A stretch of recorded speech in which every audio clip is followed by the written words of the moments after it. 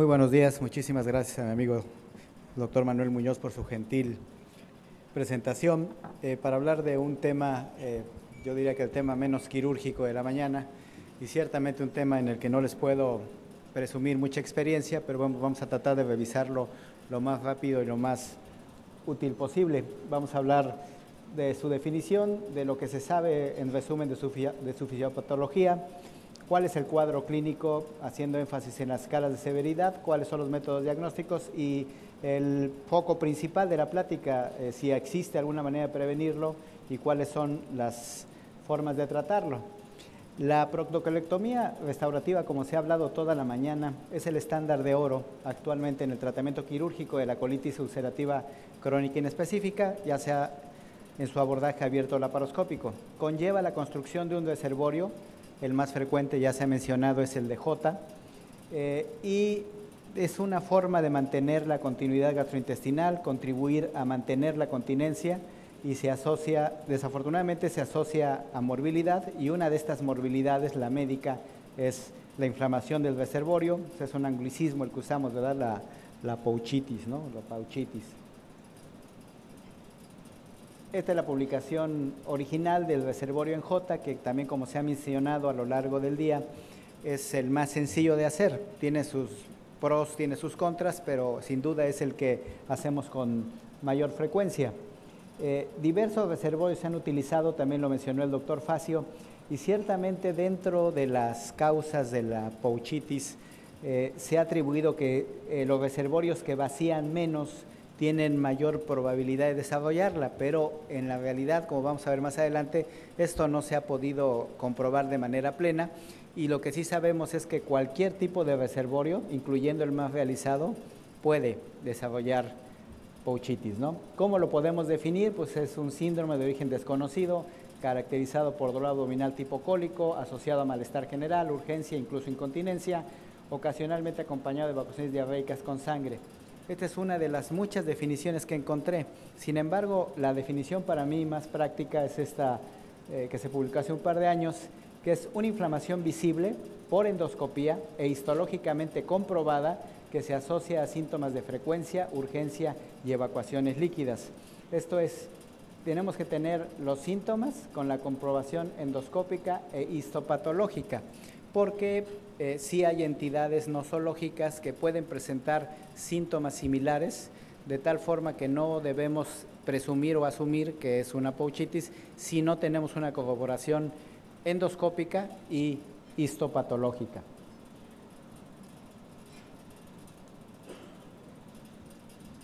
Hablando un poquito de epidemiología, es la complicación más común del reservorio anal. En los pacientes que fueron operados por padecer CUSI va del 20 al 50%.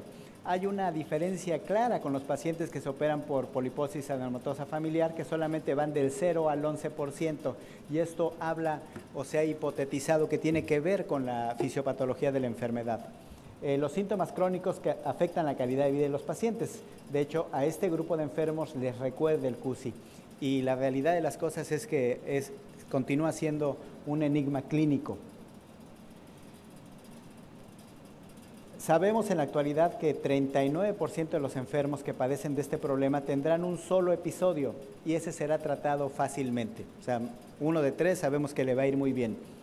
Sin embargo, 2 de 3 tendrán al menos 2 episodios, y una minoría, que va del 5 al 19%, en términos prácticos 1 de 5 pacientes, desarrollarán un cuadro crónico con múltiples recaídas. Y yo les diría que esa población, ese 1 de 5 pacientes, es el reto más importante de prevención y tratamiento. ¿Por qué se presenta esta enfermedad? Bueno, hay diferentes explicaciones, ¿no? Es un hecho que hay una reducción en la diversidad bacteriana.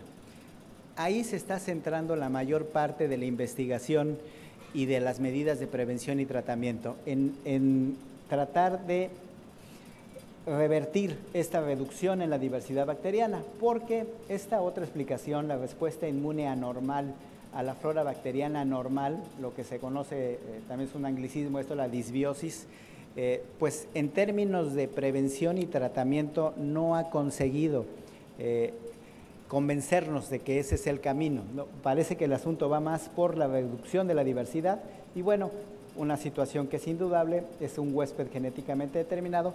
Sobre todo sabemos que los pacientes que padecen colitis ulcerativa crónica específica, pues tienen cierta predisposición genética para desarrollar ese tipo de problemas. Entonces, ¿cuáles son los factores de riesgos que están bien identificados y que idealmente ojalá pudiéramos prevenir, pero vamos a revisarlos y vamos a ver que no hay forma de prevenir algunos? A favor de que se presente la enfermedad, el uso previo de esteroides, que habla básicamente de una historia de colitis severa, la asociación de manifestaciones extraintestinales, principalmente la colangitis esclerosante, y la presencia de mutaciones genéticas. Curiosamente, en contra, pues son los pacientes que fuman, que ya lo hemos visto que en enfermedad inflamatoria intestinal el tabaquismo tiene modificaciones a favor y en contra. Entonces, cuando vemos cómo puedo yo seleccionar bien a un paciente, pues no, yo no le puedo modificar nada de esto. Lo que sí puedo es saber que un paciente que operé con esta historia tiene mucha posibilidad de desarrollar el problema. Ahora, los factores de riesgo posoperatorios, reservorios voluminosos y con problemas de vaciamiento. Como les decía, sabemos que esos reservorios, básicamente los S con largas asas eferentes de salida, que tienen problemas de vaciamiento, se vio que podían tener un poquito más de problema de pouchitis, la presencia de los anticuerpos antinucleares, el flujo del contenido intestinal. Este es otro factor que está bien identificado, el consumo de medicamentos antiinflamatorios no esteroideos. Y todo esto tiene que ver con pérdida de factores tróficos de la mucosa y mayor toxicidad de los ácidos biliares. Entonces, de esto, ¿qué puedo yo hacer para modificar al paciente que tenga menor riesgo? Pues evitar reservorios voluminosos y tratar de que esos enfermos no consuman AINES, porque eso los va a colocar en un riesgo más elevado. Ahora, el diagnóstico, pues hay los criterios de San Marcos, mayor de 6 evacuaciones diarreicas al día, con este aspecto endoscópico, y en el aspecto histológico, una infiltración leucocitaria que puede llevar al paciente a la presencia de úlceras. Y es muy importante tener un índice de actividad. Aquí tenemos de los más utilizados, el PDAI, que involucra el aspecto clínico, que con todas estas variables de frecuencia de evacuaciones, de urgencia, de sangrado, de fiebre, y que involucra también el aspecto endoscópico, la inflamación con todos sus grados y los cambios histológicos, de tal manera que estos índices de actividad nos han permitido poder comparar comportamiento de grupos de pacientes y comparar eficiencia de resultados. Es importante clasificar de entrada, pues excluir a los pacientes que tienen una forma diferente por AINES, o que es un Clostridium difficile, o que es un problema isquémico, y quedarnos realmente con las verdaderas pouchitis, que pueden ser agudas o crónicas. El corte de caja son las 4 semanas, si responde o no a antibióticos, y si se hace dependiente de antibióticos, y en cuanto a la actividad, que van de no activa a actividad severa, y la distribución. Entonces, todas estas cosas las tenemos que tratar de contestar, recordando las cifras estadísticas que les di al inicio.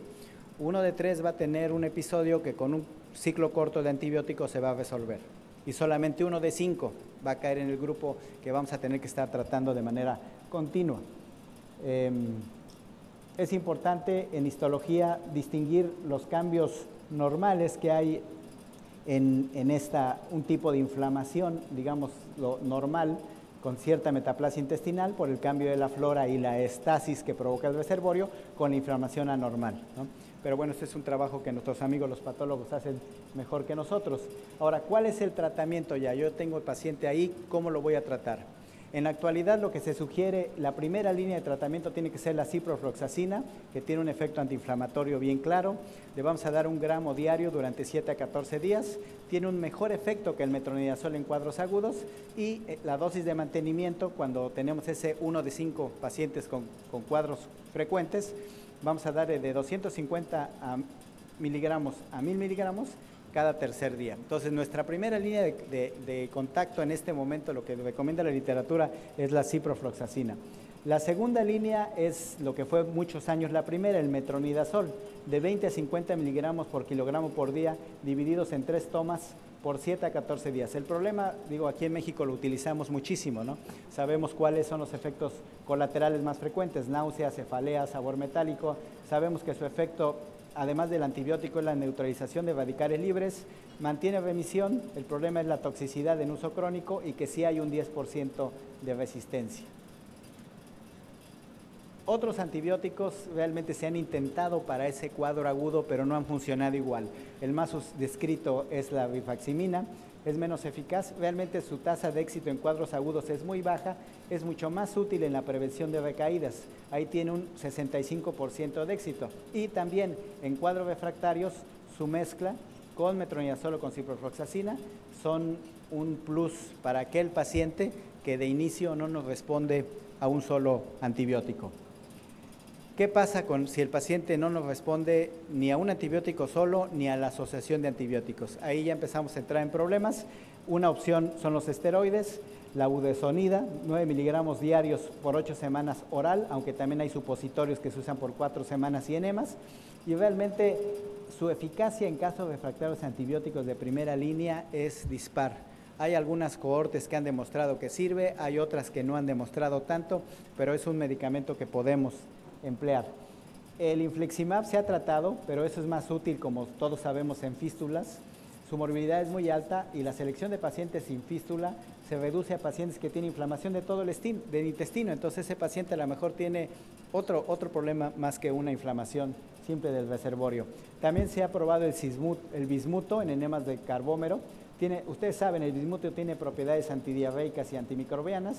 Se emplea en cuadros agudos crónicos y sobre todo para mantener revisión, pero aquí también los resultados han sido dispares y al día de hoy no hay evidencia que soporte su uso rutinario. Ahora, ¿qué pasa con ese paciente que empieza a presentar más de 3 cuadros agudos al año? Ese paciente ya necesita una dosis de mantenimiento y ahí podemos utilizar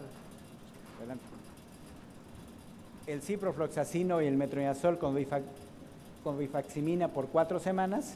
Otra cosa que nos sugiere es la búsqueda de flora resistente y reevaluar al paciente para descartar otras etiologías. Estos pacientes son complejos y son de control difícil.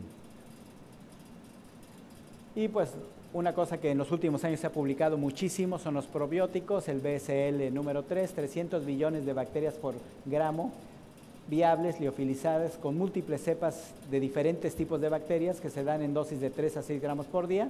Esto nos ayuda a estabilizar la flora bacteriana y evidentemente tiene un rol en la prevención porque consigue mantener remisión hasta en un 85% de los cuadros. Se ha empujado un poquito en cuadros agudos, pero no ha resultado mejor de lo que hay.